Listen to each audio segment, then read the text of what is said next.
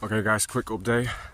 I stopped at 2.6 kilometers, but that's because of the puddle that was over down there, which I would probably do it to the arch, but it is what it is. I couldn't even get through, so I had to walk.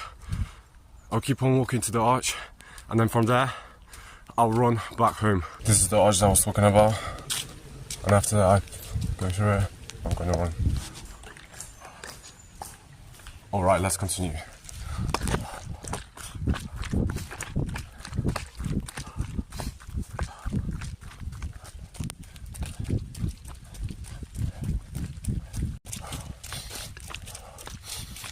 Another update. From the arch, I made 0.7 kilometers or ran uphill.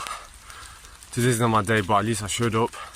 Even though after being sick, I've recovered and keep on going.